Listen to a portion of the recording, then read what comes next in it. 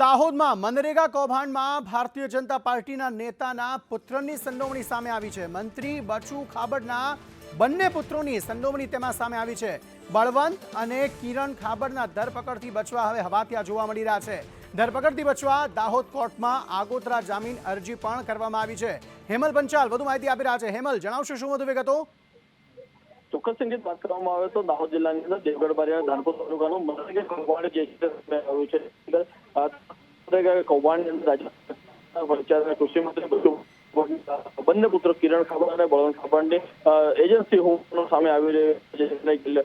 જિલ્લા ગ્રામ વિકાસ એજન્સી દ્વારા 35 એજન્સીઓ સામે ફરિયાદ નોંધવામાં આવી હતી, જેની અંદર બે પુત્રોની પણ નામ સામેલ આવ્યા છે। મંત્રી પુત્ર જે છે બળવંત ખાબડ અને કિરણ ખાબડ ધરપકડ બચવા માટે અને દાહોદની જે સેશન્સ કોર્ટ છે તેની અંદર આગોતરા જામીન અરજી પણ દાખલ કરી હોવાનું સામે આવી રહ્યું છે। મંત્રીના પુત્રો છે તેમની જામીન અરજીની સુનાવણી 9 મહિના રોજ તરફથી તેવું પણ જોવામાં આવી રહ્યું છે। જી અંકિત, આભાર સમગ્ર માહિતી આપવા માટે।